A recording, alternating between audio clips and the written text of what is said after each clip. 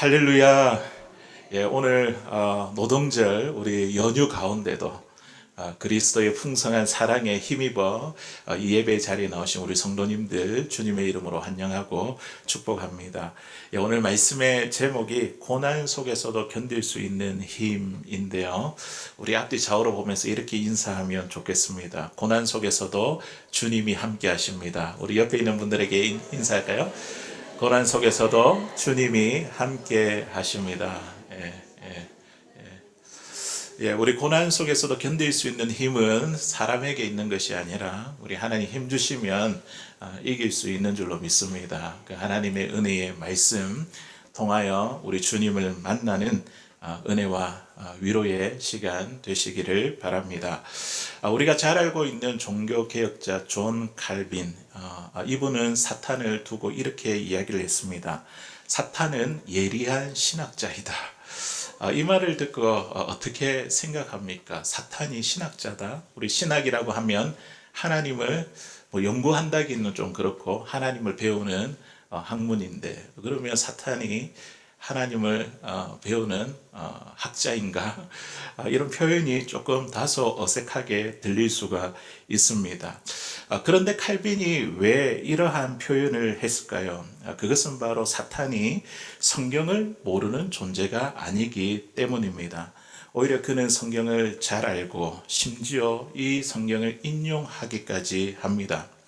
복음서에 보면 예수님이 광야에서 시험을 받으실 때에 이 사탄은요, 말씀을 인용을 해서 예수님을 공격합니다. 두 번째 시험에 시편 91편에 있는 내용을 가지고 예수님을 공격합니다. 성전 꼭대기에서 뛰어내리라.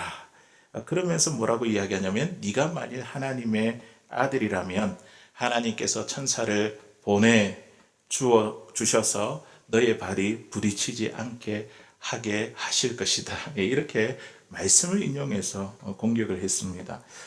그러나 예수님은 이런 공격 가지고 어떻게 하셨죠? 이 예수님도 똑같이 다른 말씀으로 그 시험을 이기셨습니다. 어떻게 해요? 주 너희 하나님을 시험하지 말라. 우리 예수님께서 시험을 이기신 이유가 무엇일까요? 하나님의 아들이시기 때문에 그것보다도 다른 이유가 있다고 여겨집니다. 사탄에게 있어서는 하나님의 말씀은요, 그저 머리로 아는 그런 지식에 불과했습니다. 하지만 우리 예수님은 하나님의 말씀, 그 말씀을 사랑하고 순종하며 그 말씀에 자신의 삶을 온전히 맡기셨습니다. 그렇기 때문에 예수님의 말씀에는 힘이 있고 능력이 있는 것이죠. 우리는 여기에서 아주 중요한 교훈을 얻게 됩니다. 성경을 많이 안다고 해서 자연스럽게 우리 믿음이 깊어지는 것이 아닙니다. 칼빈이 뭐라고 이야기했다고요? 사탄은 예리한 신학자다. 이렇게 말한 것처럼 사탄도 하나님을 잘 알고 성경을 잘 압니다. 성경이 단순히 지식으로 머물러 있고 믿음과 순종으로 이어지지 않는다고 한다면 그 지식은요, 오히려 악의 도구가 되고 만다는 것이죠. 오늘 본문에 나오는 욥의 친구들처럼 그 친구를 판단하고 정죄하는 데에 쓰여질 수 있습니다.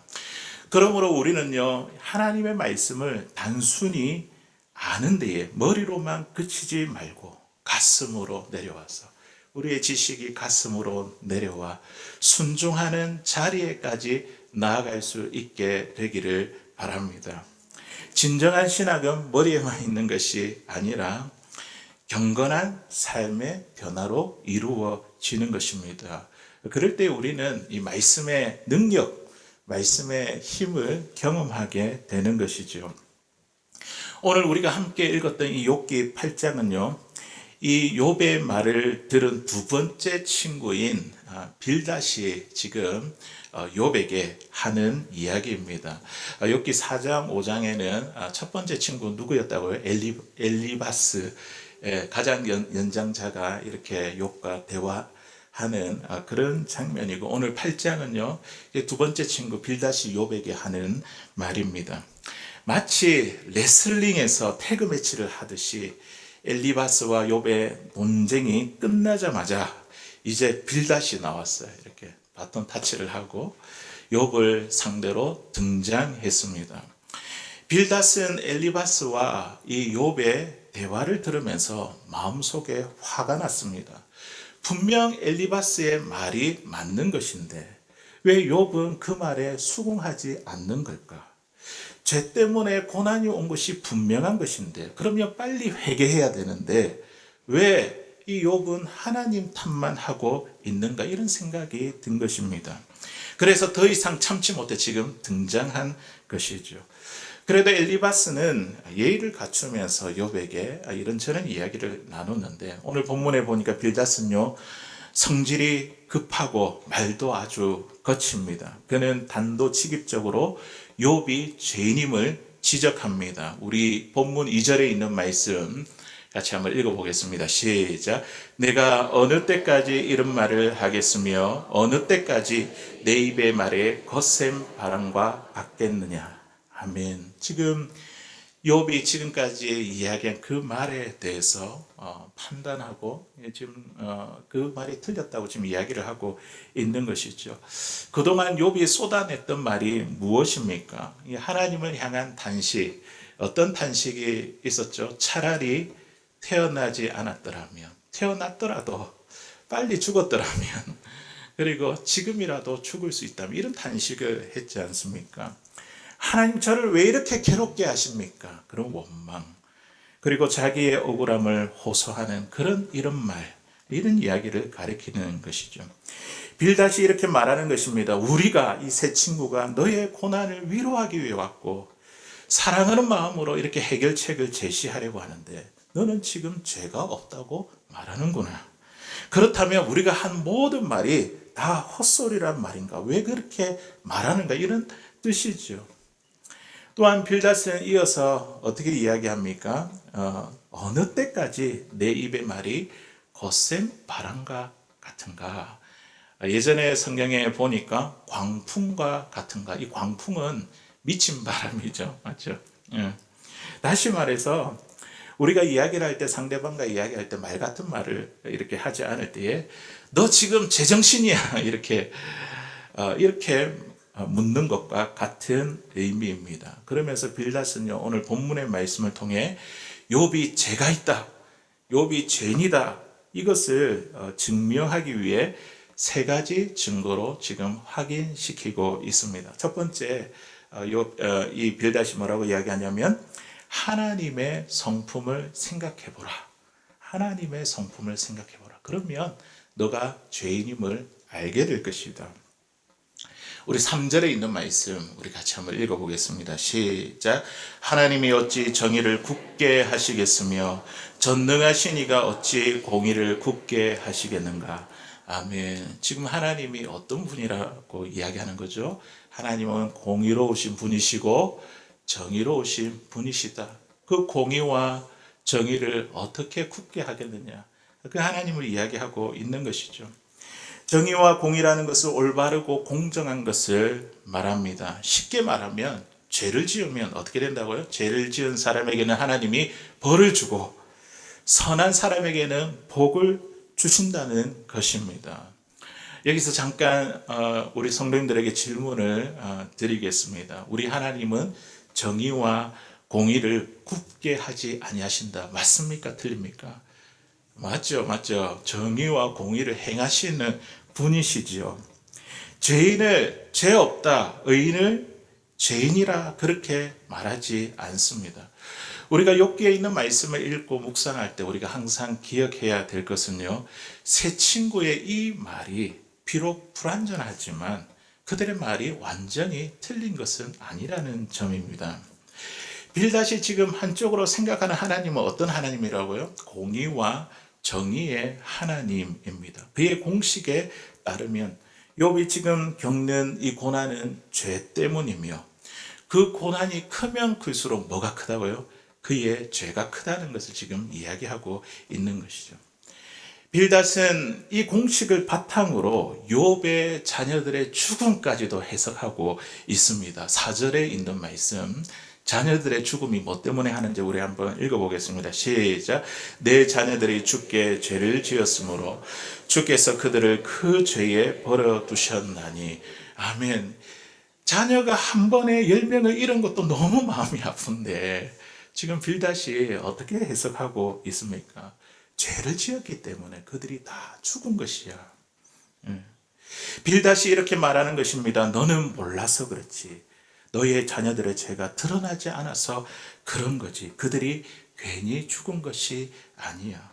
얼마나 큰 죄를 지었기에 이런 벌을 받았겠어. 너는 자식 10명을 한꺼번에 잃은 아비가 무슨 낯으로 죄가 없다고 주장하는 거야. 하나님이 분명 고난을 주셨는데 너가 죄가 없다고 한다면 그럼 하나님이 불의하다는 말이냐? 하나님은 정의를 굳게 하지 않으신다. 지금 이제 이런 이야기죠. 정말로 무서운 공격입니다. 빌닷은요, 자기의 틀 안에서 하나님을 판단하고 제한하며 욥의 고난을 그의 공식대로 해석하고 있는 것입니다. 상담 기술에서 빠질 수 없는 주제가 있는데요. 그게 바로 경청입니다. 경청. 잘 듣는 것이죠. 귀를 기울여서 잘 듣는 것이죠. 경청은 상담 전체 과정에서 70%, 80%를 차지한다 정도로 매우 중요한 기술입니다. 우리가 상대방의 이야기를 할 때 고개만 까닥까닥 이렇게 거려도 잘 경청하고 있다. 그것만 해도 그 상대방의 문제가 이렇게 탁 해결되는 것을 우리는 경험하게 됩니다. 상담자의 주된 역할이 조언자가 되는 것보다 내담자, 상담을 받는 그 사람의 마음 깊은 이야기를 할 수 있도록 안전한 공간을 만들어주는데 여기에 있기 때문입니다. 우리가 상대방과 대화를 할 때 우리는 주로 말하는 편입니까? 아니면 주로 듣는 편입니까? 어떤 것 같습니까? 우리가 주로 잘 듣는다면, 고개를 끄덕끄덕 눈을 보면서 잘 듣는다면 아마 나는 모르겠지만 이미 훌륭한 상담가의 역할을 하고 있는 것입니다. 경청이라는 주제로 세미나가 열렸습니다. 강사는 참가자들에게 물을 담을 수 있는 이 병을 하나 그려보라고 그런 과제를 내어주었습니다. 사람들이 이제 병을 그리는 것이죠. 병을 다 그리고 나서 서로 이제 어떻게 그렸는가 비교해 보니까 이 병이 똑같이 그린 사람이 한 명도 없었습니다. 이 병의 모습이 다 달랐습니다. 어떤 사람은 이 병의 주둥이가 좁게 그리고 또 넓게 그리고 또 어떤 사람은 주둥이를 길게 그리고 또 이렇게 짧게 그리고 또 이 병 모양이 네모난 병, 둥근 병 모두 달랐습니다. 왜 그럴까요? 사람마다 병에 대해 각기 다른 개념을 가지고 있기 때문입니다. 이 자리에 우리 성님들 앉아 계시지만 다 다른 틀과 생각을 가지고 있는 것이죠. 우리 경험과 지식으로 형성되어 있죠. 다시 말하면 사람마다 자신만의 틀과 편견을 가지고 다른 사람을 바라보고 있다는 것이죠. 나는 안 그러는데 아니에요. 우리 다 다른 사람을 볼 때 나만이 갖고 있는 틀과 편견으로 그 사람을 보고 있습니다. 우리가 상대를 대할 때에 자신만의 틀을 가지고 본다는 것과 이 틀이 틀릴 수 있다. 불완전함을 인정할 때에 우리는 상대방의 말에 귀를 기울이고 귀를 열고 진정으로 경청할 수 있다는 것이죠. 내 틀이 틀릴 수 있다. 이제 그런 마음으로 상대방과 대화를 나누고 그리고 그분의 이야기를 듣게 될 때 우리는 진짜 경청할 수 있습니다. 자, 그런데 이 빌닷을 보십시오. 빌닷이 그렇게 경청했습니까? 아니죠. 이 빌닷은 자신의 틀이 옳다고 확신했고 그 틀 안에서 욥을 바라보았습니다. 욥의 고난을 바라보았습니다. 그러니 그의 입에서 얼마나 무서운 말이 나왔습니까? 너희 아이들은 다 그들의 죄 때문에 죽은 것이야. 얼마나 무서운 말이 나왔습니까? 욥의 마음에 얼마나 큰 상처가 되었겠습니까? 빌닷은 자기의 기준으로 욥의 고난을 해석하며 하나님을 찾고 간구하라고 말합니다. 하나님을 간절히 사모하고 기도하면 하나님이 다시 너에게 평안을 주실 것이야. 이렇게 권면합니다. 그리고 나서 아주 유명한 말을 하죠. 우리가 잘 알고 있는 성경 구절 7절에 있는 말씀 우리 같이 읽어보겠습니다. 시작. 내 시작은 미약하였으나 내 나중은 심히 장대하리라. 아멘. 여러분, 이 말씀이 욥기에 있는 줄 아셨습니까? 이 말씀이 빌다시 이야기한 말이라고 우리 성도님들 알고 계셨습니까? 이 성경 구절 누가 좋아하죠? 사업을 시작하는 분에게 굉장히 좋아하는 성경 구절이며 좋아하는 말씀입니다. 이 구절만 보고 우리는 이렇게 생각하죠. 지금은 작게 초라하게 시작하지만 나중에는 크게 번창할 것이라는 그 뜻으로 이해하기가 쉽습니다. 그러니까 성경은 어떻게 해요?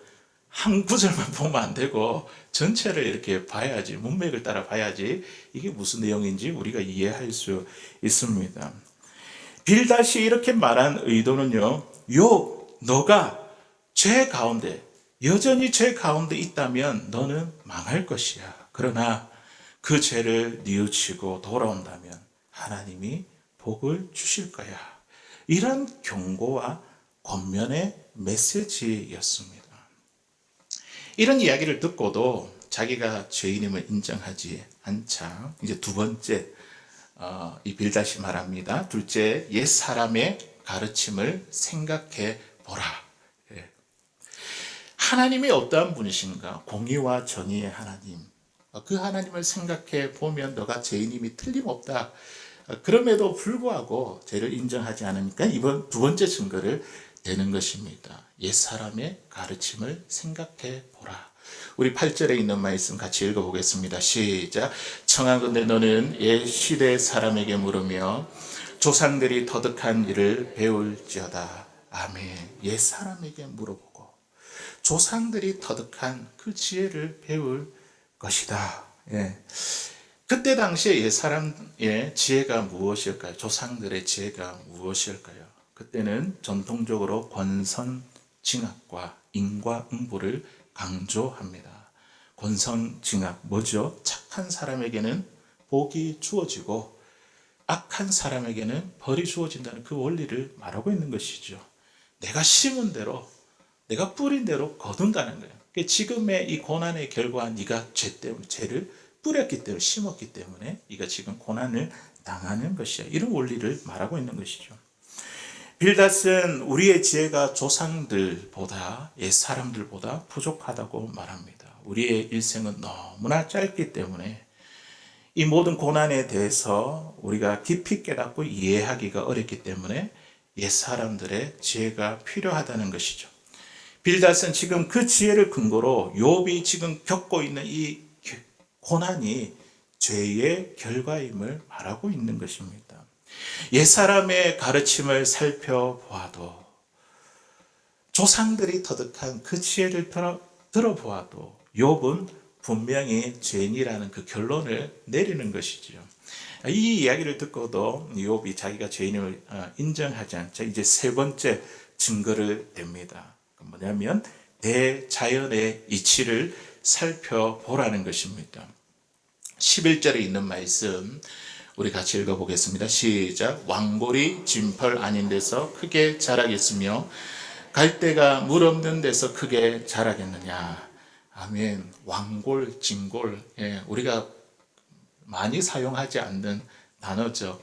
왕골, 영어 성경에 보니까 파피루스 이렇게 갈대라고 이렇게 되어 있습니다. 종이를 만드는 그런 갈대의 한 종류인 것 같습니다. 진펄, 이거는 늪을 말하는 겁니다. 물이 많은 그 늪.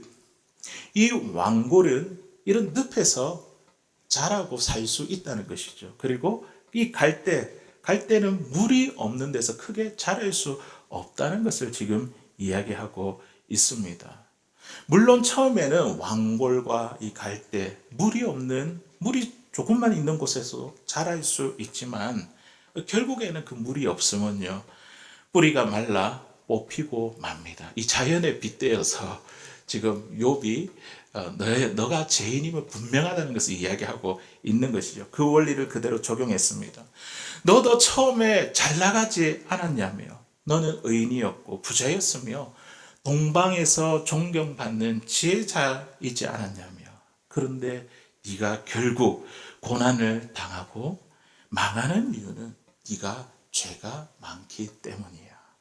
그리고는 이 빌닷은요, 욥에 대해 결론을 이렇게 내립니다. 8장 22절 우리 읽어보겠습니다. 시작. 너를 미워하는 자는 부끄러움을 당할 것이라.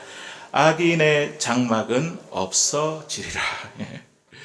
8장 22절이 마지막이잖아요. 그리고 나서 그 다음에 또 욥이 이야기하는 부분인데요. 결론은 뭐라고요? 악인의 장막은 없어지리라. 너의 집이 망한 것은 네가 악한 자이기 때문이다. 이렇게 결론을 맺습니다. 빌닷이 욥에게 증거한 세 가지 증거, 죄인됨을 드러낸 세 가지 증거, 하나님의 성품, 그리고 옛사람의 가르침, 대자연의 이 이치를 들어서 어떤 면으로도 또 어느 각도에서 보아도 욥은 확실한 죄인이며 피할 수 없는 고난을 받고 있는 사람이라고 단정한 것입니다. 욥은 정말 빠져나갈 데도 없는 것 같아요. 이 이야기를 들으면.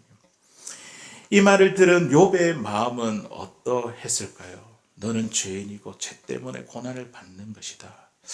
이 말을 들은 사람이 과연 하나님 앞에 나아가기가 쉬울까요? 어려울까요? 심판의 하나님, 잔혹한 하나님, 그 하나님을 생각하면 고난 가운데 하나님 앞에 나아가기가 쉽겠습니까? 하나님의 공의와 정의 때문에 내가 고난을 받는다고 들으면 오히려 내가 낙심하게 되고 하나님에 대해 멀어지게 느껴지지 않겠습니까?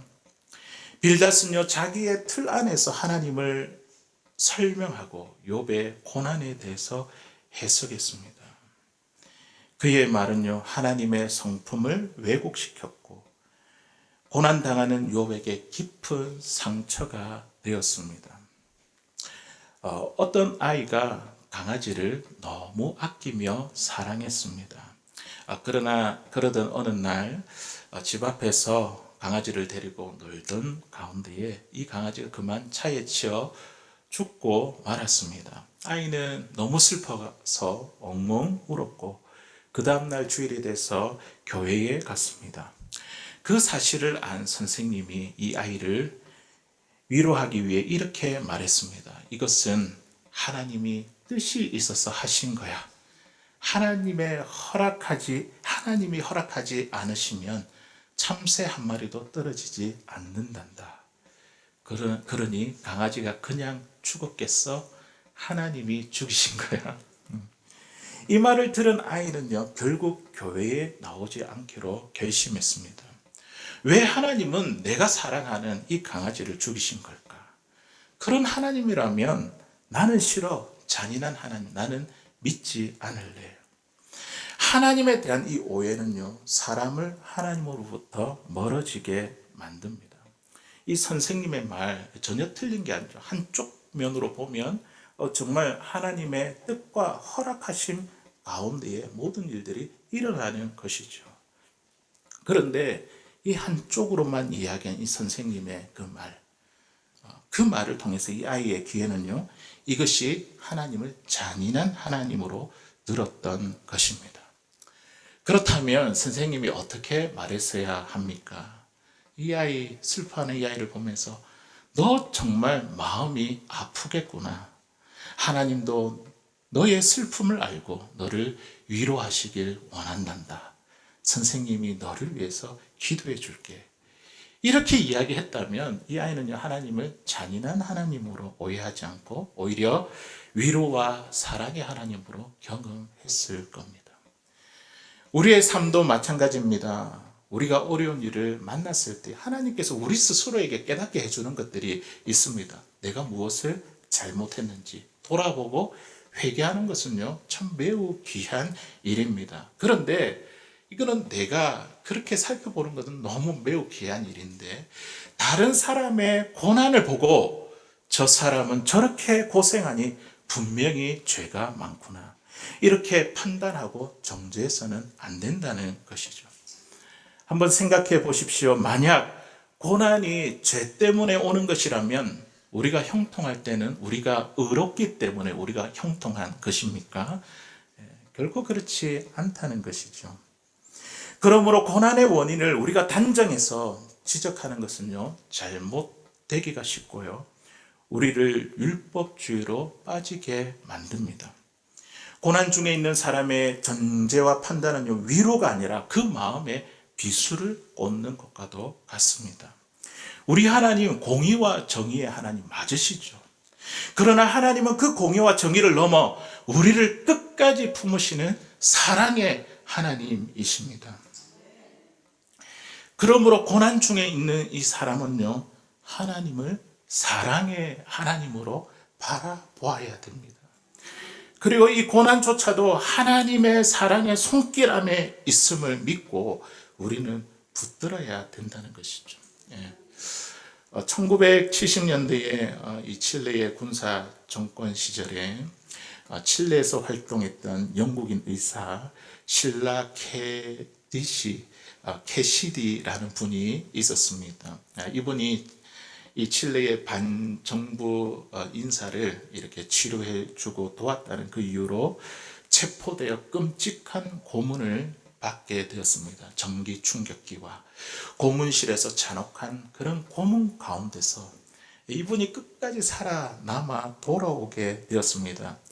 이분이 이렇게 이야기하는 겁니다. 내가 끝까지 살아남을 수 있는 그 이유를 이렇게 고백했습니다. 내가 강해서가 아니라 하나님께서 나를 붙들어 주셨기 때문입니다. 이분이 고난 가운데서도 견딜 수 있었던 것은요, 하나님의 사랑이 이 실라 케데시라는 이 의사, 이 여인을 붙드셨기 때문입니다. 이 고난조차도 하나님의 사랑에 있는 사건임을 믿었기 때문에 이분은요, 이렇게 돌아와서 풀려난 후에도요, 단순히 의사로 사는데 그치지 않고 말기 환자를 돌아보는 호스피스 사역에 헌신할 수 있었습니다. 고통 속에서 체험한 하나님의 사랑과 위로가 이제는 다른 사람의 고통을 경청하고 돌보는 섬김으로 이어진 것입니다. 사랑하는 성도 여러분, 우리도 인생의 수많은 도전과 시련, 우리가 이것을 견디기 위해서는요, 무엇보다도 하나님을 올바로 아는 것이 필요합니다. 특별히 고난을 겪을 때에 우리가 하나님을 어떻게 바라보느냐, 이것이 우리에게 매우 중요합니다. 우리가 고난에 닥치면요, 쉽게 무기력감에 빠지게 되고 삶이 무너지는 것처럼 느끼며 하나님이 지금 무엇을 하고 계신지 이해하지 못할 때가 많습니다.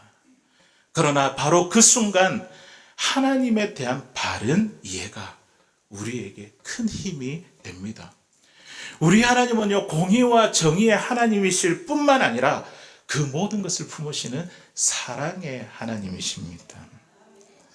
우리의 고난과 시련 속에서 여전히 사랑의 하나님이 나를 붙들고 계심을 믿을 때에 우리는 절망이 아니라 소망 가운데 설 수 있습니다.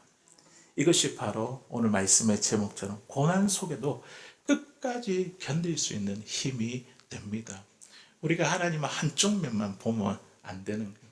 사랑의 하나님, 그 사랑으로 나를 붙드시는 그 하나님, 우리가 그 하나님 믿고 붙들게 될 때에 우리에게 다가오는 그 고난을 견디게 하고 이기게 하시는 줄로 믿습니다.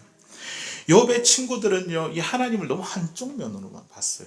너무 단순하게 하나님을 생각했습니다. 하나님을 마치 변하지 않는 공식처럼 바라보았고 자기들의 그 신학에 맞춰 하나님을 축소된 존재로 이해했습니다. 그러나 하나님은 그들이 생각하는 것보다 훨씬 크시고 위대하시며 사랑과 지혜가 넘치시는 분이십니다.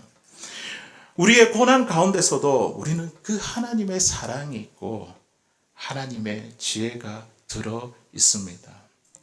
과거에 내가 잘 살아온 것도 하나님의 은혜이고 지금 비록 어려움을 겪고 있더라도 우리는 여전히 하나님의 은혜 가운데 살아가고 있음을 믿어야 합니다.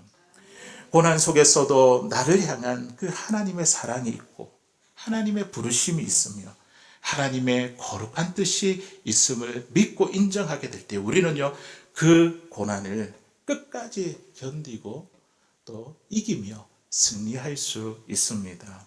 어떠한 시련 가운데서도 하나님의 사랑 가운데 흔들리지 않고 믿음으로 승리하는 사랑하는 저와 여러분들 다 될 수 있기를 주의 이름으로 간절히 소원합니다.